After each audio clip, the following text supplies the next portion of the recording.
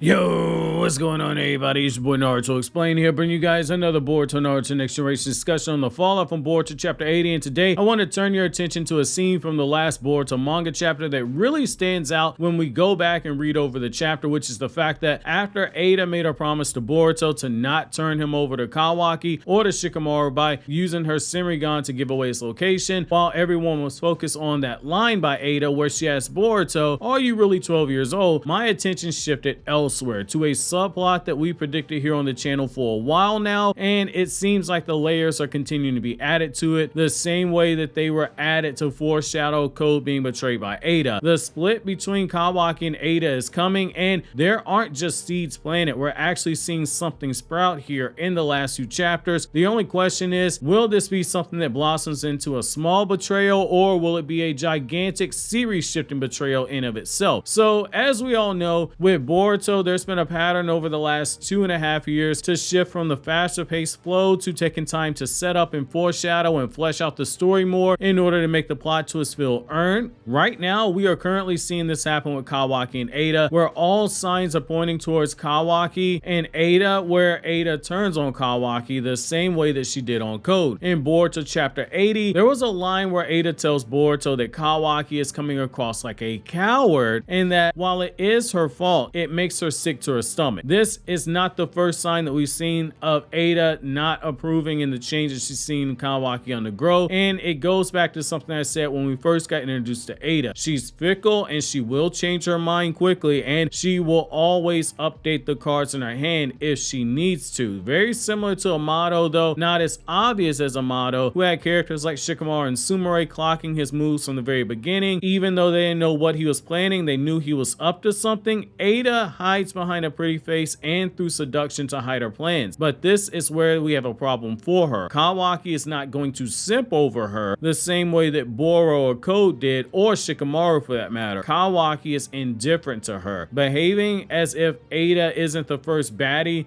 that he's bagged before is going to be the one thing that separates Kawaki from all these other characters. Essentially, Kawaki is personifying that expression, "act like you've been here before." That's where this one is different. Ada might be losing some initial attraction that she had towards Kawaki at first, but she's in uncharted territory here and is at risk of getting herself killed in the future because Kawaki sees the chessboard very clearly the same way that she does, but for the time being, he can't actually get rid of her. Ada keeping her options open when it comes to Kawaki is something that has been hidden in the narrative in plain sight from the beginning. For all those lines of Ada gushing over Kawaki, we still had lines where she acknowledges that Boruto is another option for her and that she thinks that he's dreaming. When she first talks about why it is that she was attracted to Kawaki, it was because of how he handled the Ishiki situation. Kawaki in the manga didn't have as a dramatic of a breakdown as he did in the anime. He processed the situation faster, and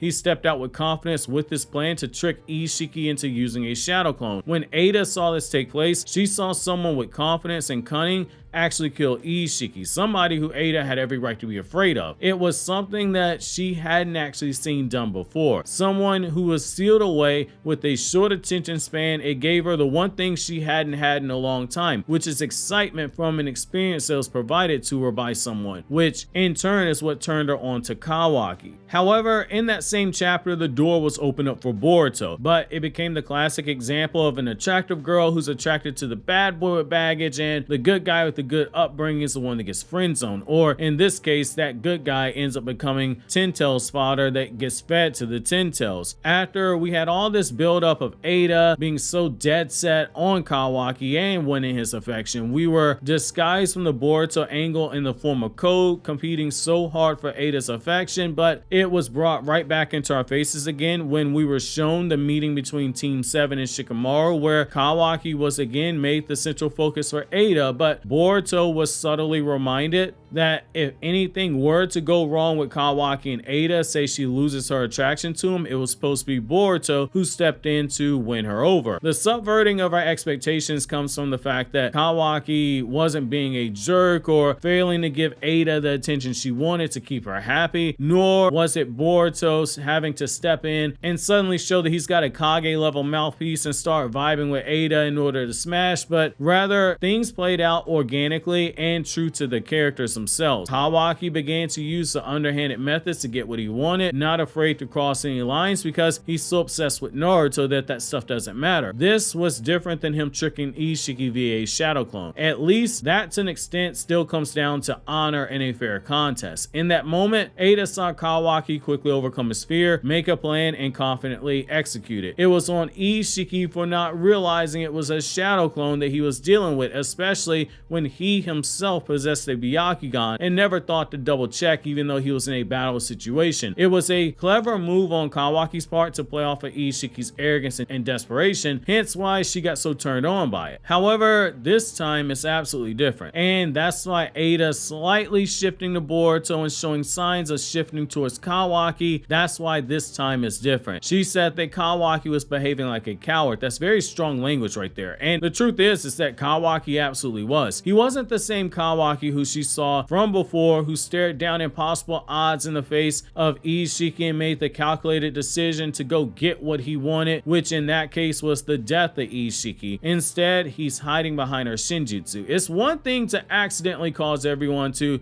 switch Kawaki's role with Boruto. Not even Kawaki himself knew what was happening at first. But look at how quickly Ada looked alarmed at the change that happened in Kawaki when he figured out what happened. He told her to tell everyone that Naruto is dead and that Naruto's own son Boruto killed him, and then he made her double down on it when she was asked about it. He was content with having everyone go hunt after Boruto, allowing him to be killed by others, knowing that due to Boruto's love for the people that are chasing him, Boruto wouldn't dare use his full strength, which in turn allowed him to sit back and have others do his dirty work for him. That's not the boy who Ada wound up being infatuated with. On one hand, it's absolutely smart. It's literally one of the concepts from the 48 Laws of Power. Let others do all the work and you just take the credit. But if we were to use basic storytelling, it's also something unbefitting of a hero or a babyface, to use a wrestling term. It's more of a villain move, or again, to use a wrestling term, it's more like a heel tactic. Something underhanded and cowardly to achieve the desired outcome at all costs, like a wrestling heel using outside interference to take out the opponent and pin them very quickly to make the victory itself official. Ada has shown more than once that it's the confidence of Kawaki that initially turned her on, but she saw that same confidence in Boruto, where he faced the overwhelming odds before him and he vowed to overcome it, and he had no doubts in his ability to do so, and thus you saw Ada kind of shift her vibe towards Boruto. However, we run into the problem here that Kawaki is 90% likely to have figured out that Ada went to see Boruto. He gave her a long look when she said that she was leaving, but he couldn't do anything because on top of being low on chakra, he still couldn't beat Damon in a fight even if he was at full power. And the fact that Damon has never used his full power in a fight, that's another alarming thing for Kawaki. There was nothing that Kawaki could do in that moment to stop Ada even if he wanted to. If he tried, Damon would have put those hands on him and Kawaki would have ended up getting bodied the same way that Code did. Kawaki has seen up close that Ada is wavering, but until he can track Boruto, he can't get rid of her because he needs her senrigan to do so. She's a lot like a queen on the chessboard where she can move all over the place and she has the most freedom. Right now, Kawaki has to let her do what she wants, and he can't get rid of her until he becomes strong enough to take out Damon, which is why that line is in the manga that he would kill Damon one day. Right now, Ada, again, is a queen on the chessboard for Kawaki. The king is Naruto, which is why he has Naruto sealed away where nobody can get to him. If he loses Naruto, he loses the entire game. He loses his purpose for doing what he's trying to do. Ultimately, he wants to protect Naruto, the same way that in chess, you want to protect your king. You lose the king and you lose the chess match. If he loses Ada, there are still other viable paths towards victory for him. Victory for Kawaki is taking out Code, and it's also taking out Boruto and any other Otsutsuki. He doesn't necessarily need Ada to do those things, but he does need Naruto alive in order to protect him from those things that he's protecting him from. The question is really what happens when Ada